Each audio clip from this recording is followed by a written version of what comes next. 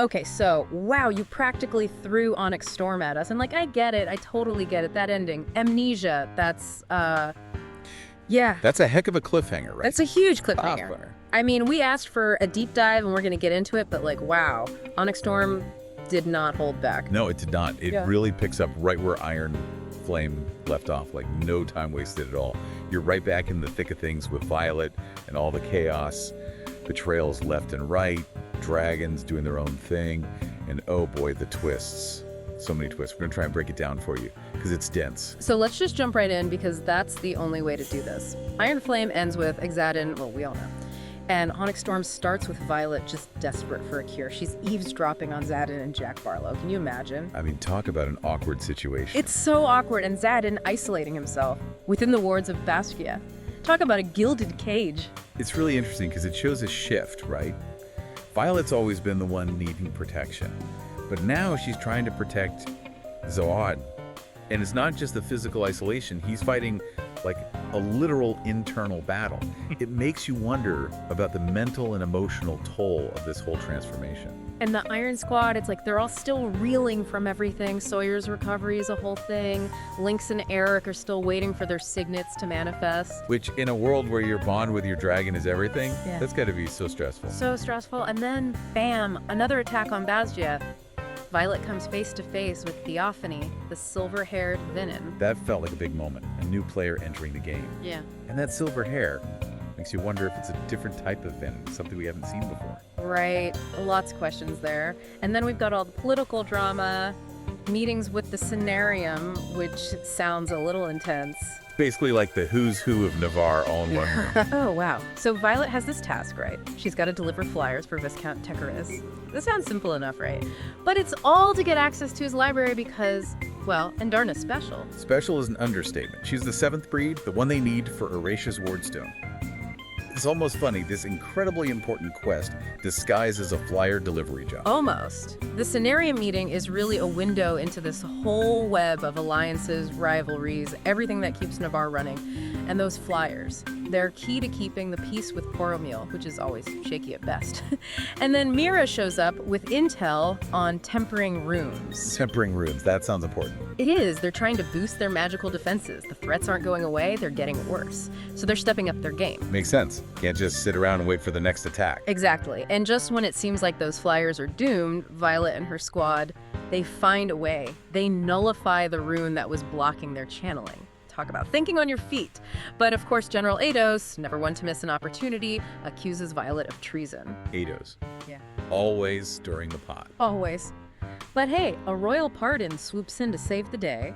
Ados is put in his place, Adon is reinstated, and we can all breathe a sigh of relief. It does show you how much suspicion there is towards anyone connected to Aricia, though, even after everything they've done. It's true. Okay, so next up, Samara. Dane's father sends them on a mission as punishment, but punishment is a relative term here. Yeah, this isn't exactly cleaning latrines. No, not at all. A nearby village is attacked, and then boom, revelations galore.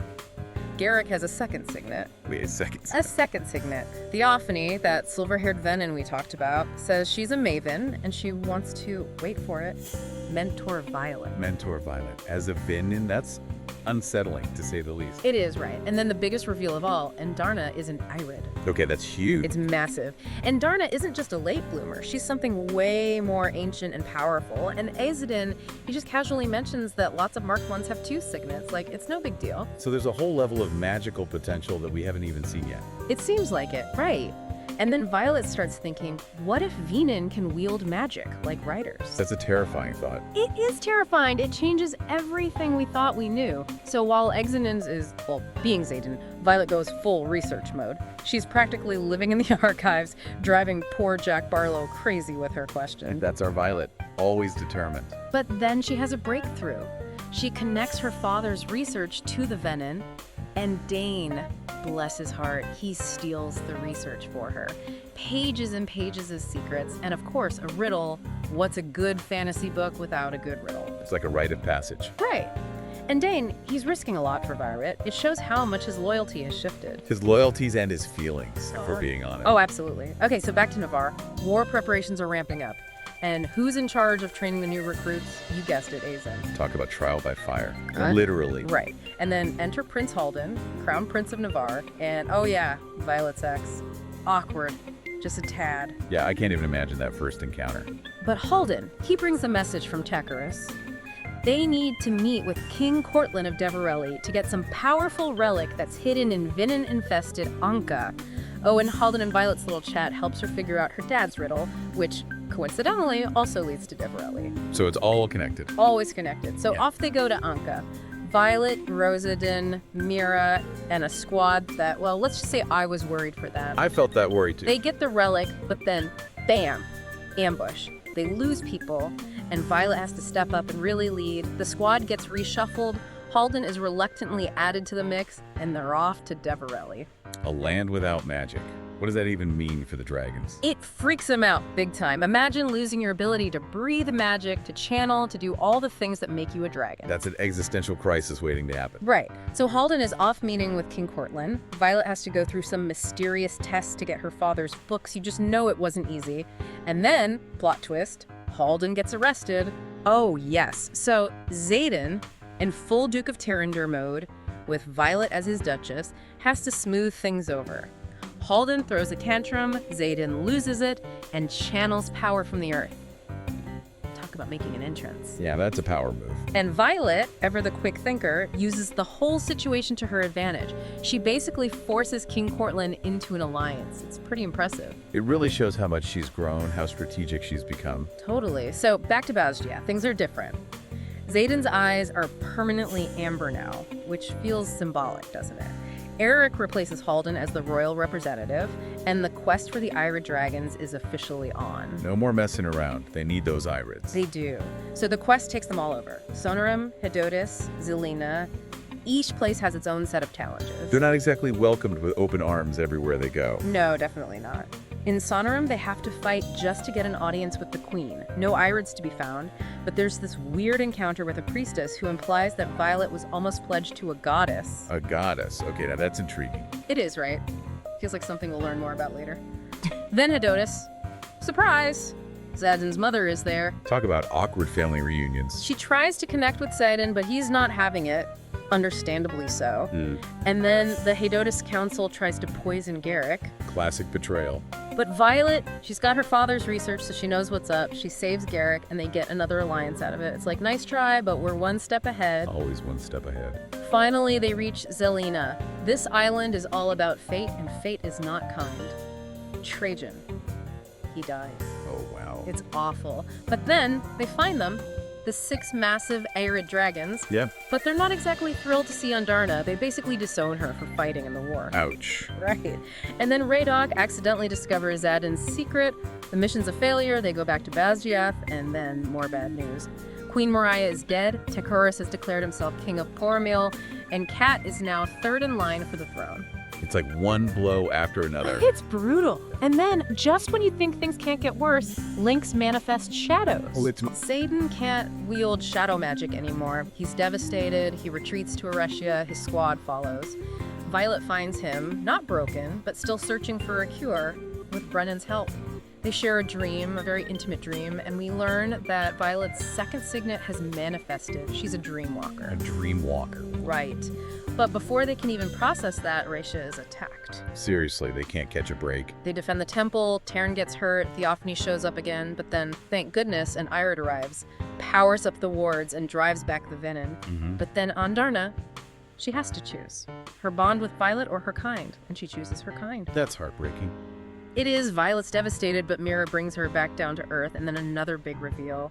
Violet's parents dedicated her to the goddess Dun to try and stop her from turning venom. And there's a prophecy, but it's not about Violet, it's about Xaden. All these secrets coming to light. It's intense. Then Xaden finally tells Mira the truth, and she tries to kill him. I know. Brennan and Violet stop her, but it creates this huge rift. Family secrets, a prophecy, attempted murder. That's a lot to handle. It's a lot. So what happens next? Garrick returns, badly injured, with a message from Theophany. She's got Mira and wants Jack Barlow in exchange. Violet agrees to meet. Theophany tries to kill Jack and then Mira. Brennan tries to heal Mira, but it's not enough. Then Sloane and Dane arrive with info from Eric, who, get this, is precognitive. Precognitive. He can see the future. Apparently so. Sloane siphons power from Dane to stabilize Mira. It's a whole thing. They really are racing against time. All the time. The final showdown with Theophany is brutal. She's a storm wielder, like Violet's mom. There are losses. Quinn dies, but then Andarna comes back with a piece of Dun's temple and helps Violet defeat Theophany. But as they're recovering, an Onyx Storm rolls in, and Violet realizes Xaden has channeled again. And we know what that means.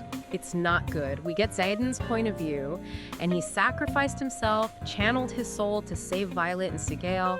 Violet tells him she loves him, and then we learn about Panchek betraying them, and there's a mysterious new brother mentioned. And then Violet wakes up 12 hours later in Arisha, married to Xaden as the Duchess of Tyrandor, and she remembers nothing. Wow. They really left us hanging. So big picture, what are we left with? Violet's journey, her growth, her strength, love and sacrifice, obviously, her betrayal at every turn. And these characters, they're all trying to figure out who they are in the face of incredible power. It's all connected.